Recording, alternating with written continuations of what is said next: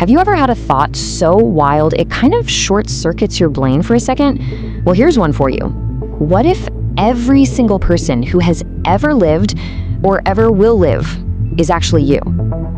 That's the mind-bending idea we're going to unpack today from a famous short story called The Egg. The story doesn't waste any time. It just drops you right in with a gut punch. You're on your way home, maybe thinking about dinner, and then it's over. A fatal car accident. No dramatic buildup, just a sudden, simple end. But, as you're about to see, that end is really just the beginning. So one second you're in your car, the next you're nowhere. Just a total void. And it's just you and a voice. Your first thought is probably what anyone's would be. Where am I? What just happened? And that's the answer you get.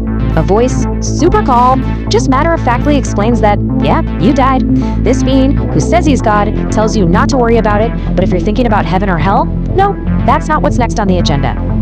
Okay, so if it's not heaven and it's not hell, then what in the world happens now?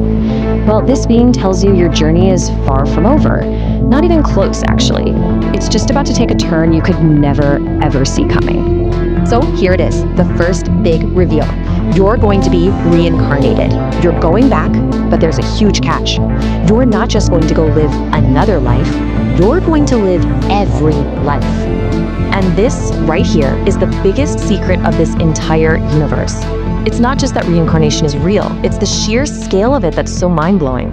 It's a concept that basically flips the whole idea of who you are completely upside down. Naturally, you ask about your past lives, and the answer is just, whoa. Turns out, you were Abraham Lincoln. But here's where it gets really weird. You weren't just Lincoln. You were also John Wilkes Booth, the man who killed him. You were the hero, and you were the villain, in the same story. Your mind is reeling, right?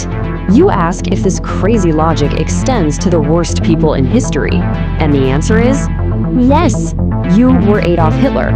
And in the very next breath, you learn that you were also every single one of the millions he killed. You've been the oppressor and the oppressed. You've been the one causing the suffering and the one feeling it every single time. So let's just lay it all out.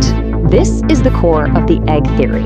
There is only one soul in the universe, your soul, and it's living every human life, one after the other, from the beginning of time to the end. You aren't just you. You are, quite literally, everyone. This, of course, leads to the gigantic question, why? I mean, why would anyone set up a universe like this?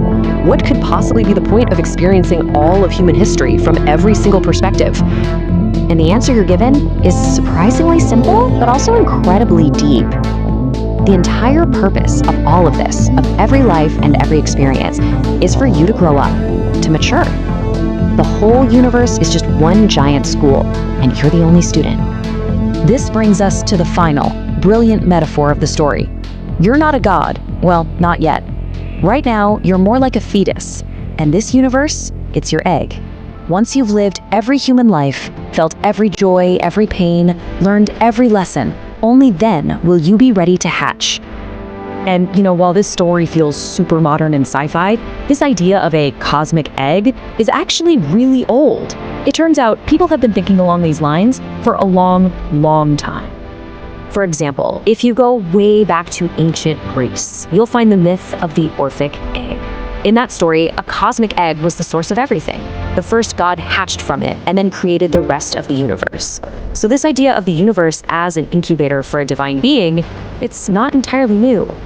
Now, obviously this is a thought experiment. It's a story, and an idea this big is bound to clash with some very established beliefs.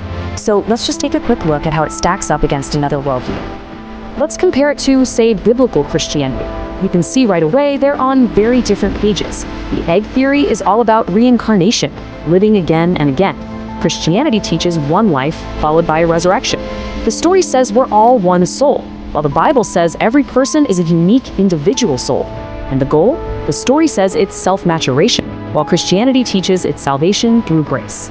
So yeah, pretty different paths to understanding life. But okay, let's put aside all the theology and cosmic stuff for a minute. Let's focus on the story's most powerful, practical message, the part that really hits you right where you live. This is the ultimate takeaway. If you really are everyone, then everything you do to another person, you are, in a very real sense, doing to yourself. It takes the golden rule, do unto others, and makes it a physical law of the universe. And that's what the story leaves us with. It's a simple but incredibly powerful question to think about. If you knew without a doubt that every person you met was just another version of you, how would you treat them?